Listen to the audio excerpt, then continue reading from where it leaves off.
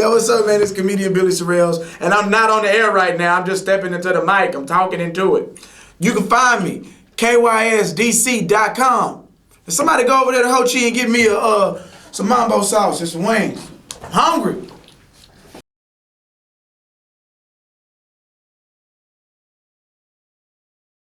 It was a mix. And I mean, it was like an unbalanced mix. It was like 95% was like, we love it. 5% people was just like, you know, oh, it's a black man with a wig on, he's setting us back. I'm not setting us back. You know, I have a degree. You know, I finished school.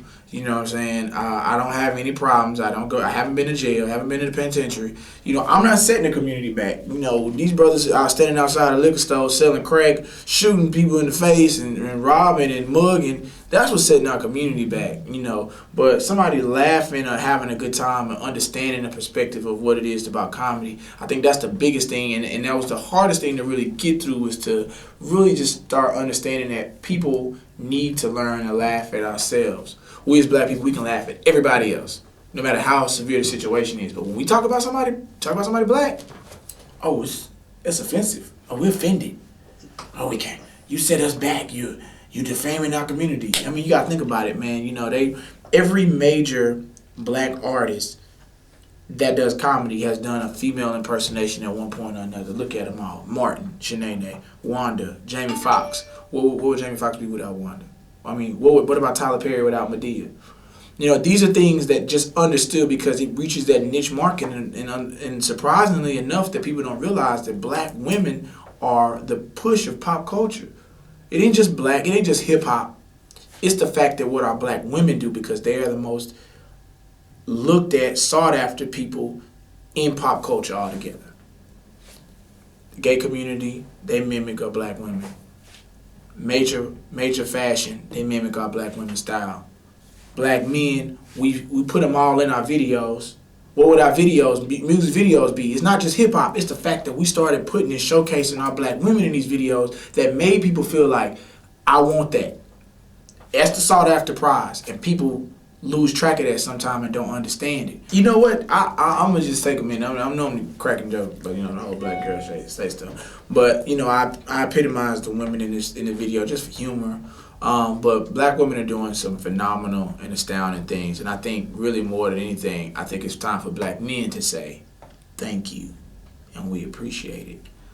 Because I don't think that's a word that comes across more than enough. Because without our black women, without our black sisters, our mothers, grandmothers, daughters, nieces, I don't think this world would be nowhere near the way it is without y'all. And me as a black man, saying that, understanding that, as a father, as a brother, as someone who understands what it is to love and have a black woman in my life, I don't know where I'd be without you. So to all the black women who really needed to stay, as a black man, I'm just gonna take the time to say thank you.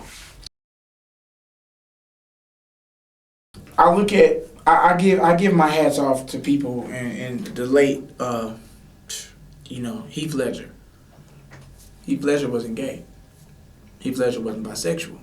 Heath Ledger was an actor who understood and had a way to basically reach out and touch a role of a person who wasn't himself. That's what it is to act outside of yourself.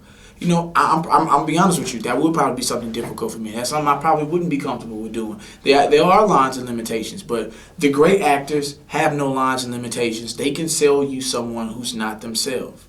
And we get so defensive. Well, why is it when Denzel played a bad guy, he got an Oscar? Because he's known as a pinnacle of a key black man. So for him to play outside of his character, that's why the Academy took him. Halle Berry, she's never played a situation. You know it was hard for her to do that love scene with Billy Bob. We've always seen her in the lead role, but for her to play that role with Billy Bob, that was outside of her normal character. It's not just acting that reflects who I am, it's acting of another character that's not you and yourself. So, I mean, to be honest with you, I'm still a newbie when it comes to acting and understanding it. But I do know that certain key elements of acting involve stepping outside of our comfort zone. I mean, I believe, and I came up at a time where I watched our lead men in comedy and in television and film who were well versed, the Sidney Poitiers, the Bill Cosbys, the Richard Pryors, who were not only able to just do stand up, but they were actors. You know, they also, traveled and toured. They did movies. They did it all. And we have to get back to that. We can't just sit up and clown and say, well, I'm just a comic. And then I only know that. I have a lust and desire to become an established household name as an actor, as somebody who portrays, and I can make you laugh. I want to be able to make you cry. I want to make you touch all your emotions. And, starting with comedy is my love first. I'm going to try and touch every lane I can possible. I think it's really just about what you put into it. Acting is about your work ethic. Acting is about about actually polishing in your craft. So is comedy. And I think comedy is underappreciated because people don't understand that transition. You have a lot of people who can act but can't do comedy. But there are a lot of comedians who can act. There are more people who can do comedy and act than actors that can do act and do comedy. It's like, it's a bridge there. There's a gap. And it's a difficult part to transition because when you make someone laugh, you're pulling on an emotion. If as an actor I make you cry, I need an Oscar. But for me as a comedian, I make you laugh. Oh, okay, he made me laugh. I can keep going. But those both are two pinnacles of different emotions. I haven't worked for anybody in over 7 years. I've been doing comedy full time. When I graduated from college. While I was in college, my last job, I was a bartender, and I was like, you know what, I'm done.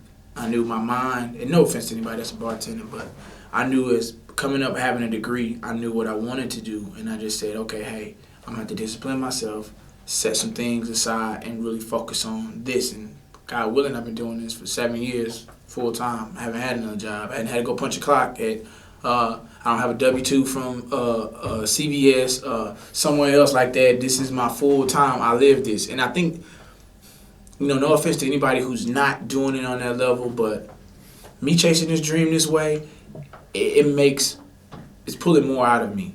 And I see more of myself. The time that I've been doing comedy before I started doing this full time, I could see a difference in myself because I'm relying on my talent to feed me. And when you do that, there's a different level of passion, not just for money, but the passion that you are just content with doing something like this. So, well, to be honest, it's like I just like to have a good time. If you know me personally, when I go to the grocery store, when I go out, like that is the stage for me. I talk to people.